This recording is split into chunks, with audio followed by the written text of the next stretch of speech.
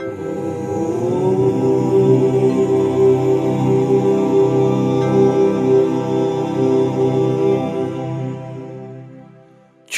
পরিচ্ছেদ। ঠাকুর শ্রীরামকৃষ্ণ ও যোগ শিক্ষা, শিব সংহিতা।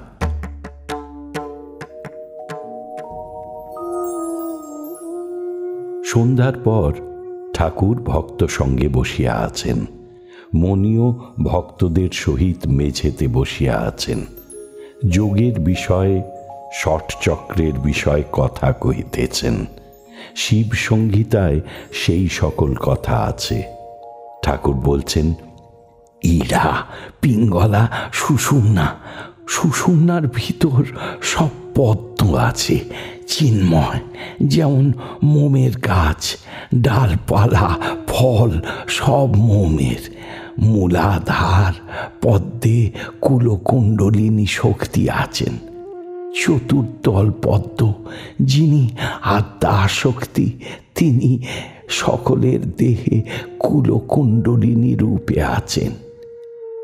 যেমন ঘুমন্ত সাপ কুণ্ডলী পাকিয়ে রয়েছে, প্রসুপ্ত ভুজগাকার আধার পদ্মবাসিনী। অমনি ভক্তিযোগে কুলকুণ্ডলিনী শীঘ্র জাগ্রত হয়, কিন্তু ইনি জাগ্রত না হলে ভগবান দর্শন হয় না। গান করে করে একাগ্রতার সহিত গাইবে, নির্জনে গোপনে, জাগো মা কুলকুণ্ডলিনী, তুমি নিত্যানন্দ স্বরূপিণী, প্রসুপ্ত ভুজগাকার আধার পদ্মবাসিনী। গানে রামপ্রসাদ সিদ্ধ ব্যাকুল হয়ে গান গাইলে ঈশ্বর দর্শন হয় গো। মণি বলছেন, আজ্ঞা, এইসব একবার করলে মনের খেদ মিটে যায়। আহা, খেদ মিটেই বটে। যোগের বিষয় কতকগুলি মোটামুটি তোমায় বলে দিতে হবে। গুরুই সব করেন। সাধনা ও সিদ্ধি, নরেন্দ্র স্বতঃসিদ্ধ। কি জানো, ডিমের ভিতরে ছানা বড় না হলে পাখি ঠোকরায় না। সময় হলেই পাখি ডিম ফোটোয়। তবে একটু সাধনা করা দরকার। গুরুই সব করেন, তবে শেষটা একটু সাধনা করিয়ে লন। বড় গাছ কাটবার সময় প্রায় সবটা কাটা হলে পরে একটু সরে দাঁড়াতে হয়, তারপর গাছটা মড়মড় করে আপনি ভেঙে পড়ে। যখন খাল কেটে জল আনে, আর একটু কাটলেই নদীর সঙ্গে যোগ হয়ে যাবে। তখন যে কাটে সে সরে দাঁড়ায়। তখন মাটিটা ভিজে আপনি পড়ে যায়, আর নদীর জল হুড় হুড় করে চলে আসে খালে। অহংকার, উপাধি এসব ত্যাগ হলেই ঈশ্বরকে দর্শন করা যায়। আমি পণ্ডিত, আমি অমুকের ছেলে, আমি ধনী, আমি মানি, এসব উপাধি ত্যাগ হলেই দর্শন গো। হ্যাঁ, ঈশ্বর সত্য আর সব অনিত্য। সংসার অনিত্য, এর নাম বিবেক।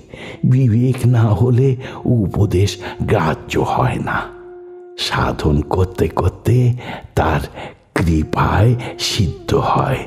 একটু খাটা চাই, তারপরেই দর্শন আর আনন্দ লাভ। অমুক জায়গায় সোনার কলসি পোঁতা আছে শুনে লোকে ছুটে যায় আর খুঁড়তে আরম্ভ করে। খুঁড়তে খুঁড়তে মাথার ঘাম পড়ে। অনেক খোঁড়ার পর এক জায়গায় কোদালে ঠন করে শব্দ হলো। কোদাল ফেলে রেখে কলসি বেরিয়েছে কিনা কলসি দেখে নাচতে থাকে। কলসি বার করে মোহর ঢেলে হাতে করে গোনে আহা, খুব আনন্দ, দর্শন, স্পর্শন, সম্ভোগ।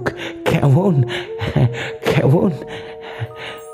মণি বললেন, আজ্ঞা হাঁ। ঠাকুর একটু চুপ করিয়া আছেন, আবার কথা কহিতেছেন। আমার আপনার লোককে একাদশী করার উপদেশ। আমার যারা আপনার লোক তাদের বকলেও আবার আসবে। আর নরেন্দ্রের কি স্বভাব! মা কালীকে আগে যা ইচ্ছে তাই বলতো। আমি বিরক্ত হয়ে একদিন বলেছিলুম, শালা তুই আর এখানে আসিস না। তখন সে আস্তে আস্তে গিয়ে তামাক সাজে। যে আপনার লোক তাকে তিরস্কার করলেও রাগ করবে না। কি বলো? হ্যাঁ, তোমরা কি বলো? মণি বললেন, আজ্ঞা হাঁ। শ্রীরামকৃষ্ণ বলছেন, নরেন্দ্র স্বতঃসিদ্ধ, নিরাকারে নিষ্ঠা। মণি সহাস্যে বলছেন, যখন আসে একটা কাণ্ড সঙ্গে করে আনে। ঠাকুর আনন্দে হাসিতেছেন, বলিতেছেন, একটা কাণ্ডই বটে গো, কাণ্ডই বটে। পরদিন মঙ্গলবার 25শে ডিসেম্বর, কৃষ্ণপক্ষের একাদশী। বেলা প্রায় 11টা হইবে। ঠাকুরের এখনো সেবা হয় নাই। মণি ও রাখাল আদি ভক্তেরা ঠাকুরের ঘরে বসিয়া আছেন।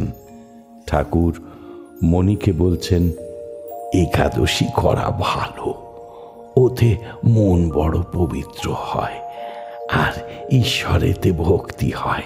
কেমন? মণি বললেন, আজ্ঞা হাঁ। শ্রীরামকৃষ্ণ বলছেন, খই দুধ খাবে। কেমন?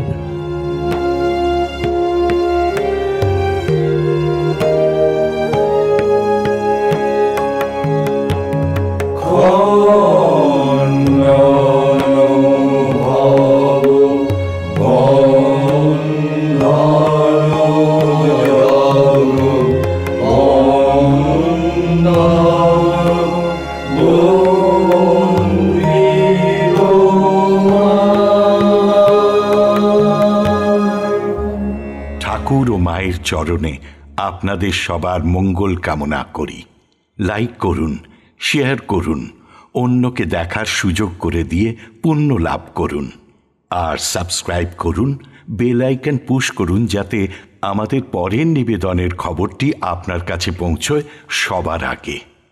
অমৃত কথন এই অনুষ্ঠানের আঙিনা থেকে আপনাদের সবার সুখ, শান্তি, সমৃদ্ধি কামনা করে বলি, হরি ওম রামকৃষ্ণ।